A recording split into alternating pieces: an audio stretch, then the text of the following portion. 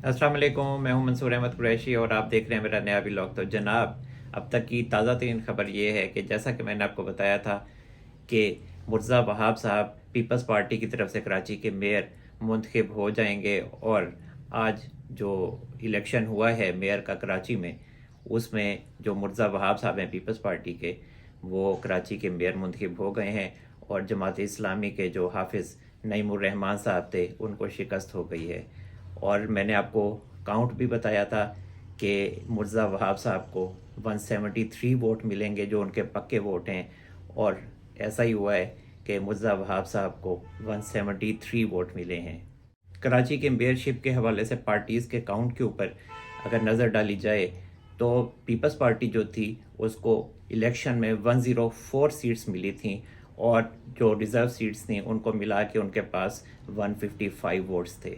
इसके अलावा PMLN के जो वोट्स थे उनकी तादाद 14 थी, और जो जमीयत उलमा इस्लाम फे ग्रुप था उसके 4 वोट थे। तो जो जमात इस्लामी के कैंडिडेट थे हाफिज़ नईमुर रहमान साहब, उनके पास अपने जो वोट थे पार्टी के, वो 130 थे। मतलब ये है कि 87, और रिज़र्व सीट्स वगैरह मिला के उनके पास 130 वोट थे। और जो PTI के थे वो 42, और टोटल वगैरह मिला के सब कुछ उनके पास 63 वोट थे। तो टोटल जब इनको मिलाया गया तो इनके पास 193 वोट्स थे।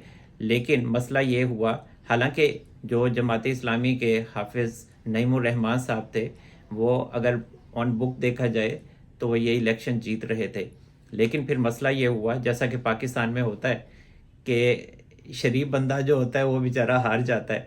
तो हाफिज़ साहब के साथ भी ऐसा ही हुआ है कि जो 193 उनके वोट थे, तो वो उनमें से PTI के 30 वोट टूट गए, और उनमें PTI में ही फॉरवर्ड ब्लॉक बन गया, जिसकी वजह से जो हाफिज़ नईमुर रहमान साहब थे उनके वोट 163 पे चले गए।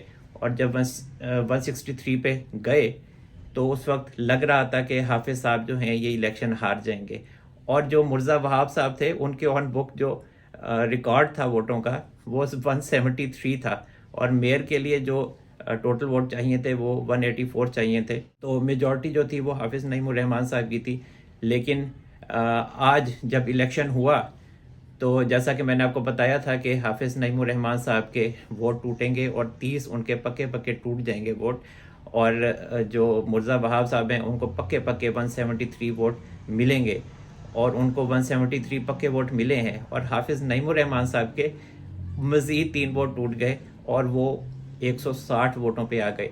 तो जो मुकाबला हुआ है वो मुर्ज़ा वहाब साहब को 173 मिले, और जो हाफिज़ नईमुर रहमान साहब हैं उनको 160 वोट मिले हैं। जो रिज़ल्ट आया है उसमें फिर जो जिसकी मेजॉरिटी थी पीपल्स पार्टी की, तो फिर पीपल्स पार्टी अपना मेयर मुंतखब करवाने में कामयाब हो गई है। पाकिस्तान के लिए एक अच्छी खबर है कि जो मोहम्मद बिन सलमान है सऊदी वली अहद, अब वो फुटबॉल में दिलचस्पी के साथ साथ क्रिकेट में भी दिलचस्पी लेने लगे हैं। और अब वो चाहते हैं कि सऊदीया की ऑफिशियल क्रिकेट टीम भी बनाई जाए, कौमी क्रिकेट टीम बनाई जाए। और उन्होंने सारी दुनिया के क्रिकेटर्स को छोड़ के, सारे क्रिकेट के ऑफिशियल्स को छोड़ के पाकिस्तान को मुंतखब किया है। और पाकिस्तान के लिए एक बहुत बड़ा, मैं समझता हूँ कि एज़ाज़ है कि जो सऊदी वली अहद हैं, सऊदी शहज़ादे हैं मोहम्मद बिन सलमान, उन्होंने पाकिस्तान को इस काबिल समझा है कि पाकिस्तान उनके लिए क्रिकेट टीम सिलेक्ट करे और पूरा क्रिकेट का जो ढांचा है वो तश्कील दे।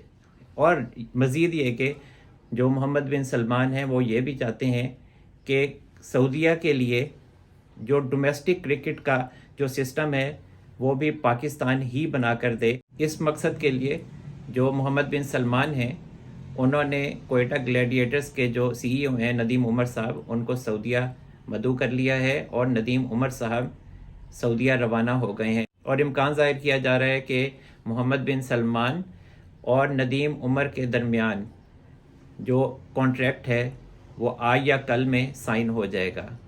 क्रिकेट से जुड़ी एक और ख़बर है कि एशियन क्रिकेट काउंसिल ने एशिया कप क्रिकेट टूर्नामेंट के हवाले से शेड्यूल जारी कर दिया है। बहुत लेदे हुई है इस पे, और मामला बहुत अरसे से फंसा हुआ था। اور جو بھارت ہے وہ پاکستان میں کرکٹ کھیلنے کے لیے تیار نہیں تھا، ٹورنامنٹ کھیلنے کے لیے تیار نہیں تھا، اور اب کہا جا رہا ہے کہ جو نجم سیٹھی صاحب ہیں، جو پی سی بی کی ایڈ ہاک کمیٹی کے چیئرمین ہیں، انہوں نے ایک ہائیبرڈ فارمولا دیا ہے، اور خیال کیا جا رہا ہے کہ جو ہائیبرڈ فارمولا ہے وہ ایشین کرکٹ کونسل میں، اور جس کی سربراہی جے شاہ صاحب کر رہے ہیں، اور وہ بی سی سی آئی کے چیئرمین بھی ہیں، جو تمام ایشین کرکٹ بورڈز ہیں ان کے ساتھ مل کر اس ہائیبرڈ فارمولے کو تسلیم کر لیں گے۔ ایشین کرکٹ کونسل کی طرف سے ایشیا کپ کرکٹ ٹورنامنٹ کا جو شیڈیول جاری کیا گیا ہے وہ 31 اگست سے 17 ستمبر تک کھیلا جائے گا، اور جو ہائیبرڈ فارمولا ہے اس کے مطابق جو پہلے 4 میچز ہیں ان کی میزبانی پاکستان کرے گا، اور جو 4 میچز ہیں ٹورنامنٹ کے وہ لاہور کے قذافی اسٹیڈیم میں کھیلے جائیں گے، اور جو بقایا 9 میچز ہیں وہ سری لنکا میں کھیلے جائیں گے۔ اور ٹورنامنٹ میں جو ٹیمیں شامل ہیں ان میں پاکستان، انڈیا، سری لنکا، بنگلہ دیش، افغانستان اور نیپال۔ اور اگر فائنل میں فرض کریں بھارت پہنچتا ہے تو پھر بھی جو فائنل ہے وہ پاکستان میں نہیں کھیلا جائے گا، وہ سری لنکا میں کھیلا جائے گا۔ اب تک یہ ایک اور اہم خبر کہ حکومت نے پیٹرولیم مصنوعات کی قیمتوں میں کسی نہ کسی حد تک رد و بدل کا فیصلہ کیا ہے، اور 16 جون سے جو پیٹرولیم مصنوعات کی قیمتیں ہیں ان میں یقیناً رد و بدل کیا جائے گا، اور کہا جا رہا ہے کہ پٹرول کی قیمت میں آج رات 12 بجے سے تقریباً 2 سے 3 روپے فی لیٹر کمی ہو سکتی ہے، لیکن ڈیزل میں یہ پرائس کچھ انکریز ہو سکتی ہے۔ اگر پٹرول کی قیمت میں 2 سے 3 روپے کمی ہو سکتی ہے تو پھر ڈیزل کی پرائس میں 2 سے 3 روپے فی لیٹر اضافہ ہو جائے گا، لیکن پھر بھی ٹھیک ہے کہ عوام کے لیے کچھ نہ کچھ ریلیف تو ہوگا، اور جو ریلیف ہے حکومت تو دینا چاہتی ہے۔ جو ہمارے وفاقی وزیر خزانہ ہیں اسحاق ڈار صاحب، وہ تو بیچارے کوشش کر رہے ہیں کہ عوام کو کچھ نہ کچھ ریلیف ملے، لیکن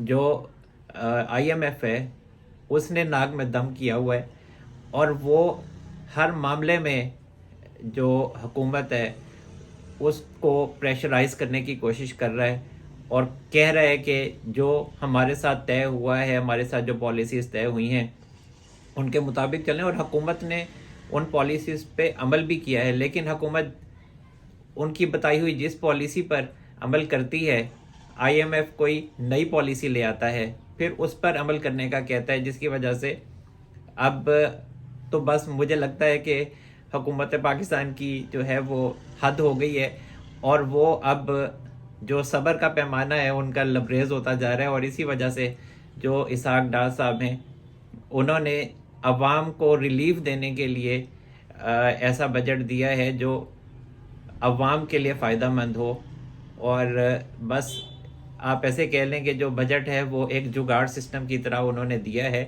اور آئی ایم ایف اس سے خاصا ناراض دکھائی دیتا ہے، اور اس نے جو اپنے تحفظات ہیں وہ بھی اسحاق ڈار صاحب کے سامنے رکھ دیے ہیں۔ اب دیکھتے ہیں آگے چل کے کہ اسحاق ڈار صاحب ان کی باتوں کو کس حد تک سیریس لیتے ہیں اور کس حد تک ان پہ عمل کرتے ہیں، لیکن مجھے نہیں لگتا کہ وہ جو آئی ایم ایف کے ساتھ ڈیل ہے، جو یہ پلان ہے، اب یہ کوئی آگے چل کے کوئی کامیاب ہوتا دکھائی دیتا ہے۔ یہ پلان ختم ہی آپ سمجھیں، کوئی میرا نہیں خیال کہ پاکستان کی یہ ڈیل ہونے جا رہی ہے آئی ایم ایف سے۔ کوئی نیا پلان جب لینا ہوگا تو پھر ایک نئے سرے سے مذاکرات ہوں گے، لیکن ابھی فی الحال یہ نہیں ہوتا دکھائی دیتا مجھے۔ تو جناب اب تک کے لیے اتنا ہی۔ اللہ تعالی ہم سب پر اپنا رحم و کرم فرمائے۔ منصور احمد قریشی کو اجازت دیجیے، اپنا بہت سارا خیال رکھے گا۔ اللہ حافظ۔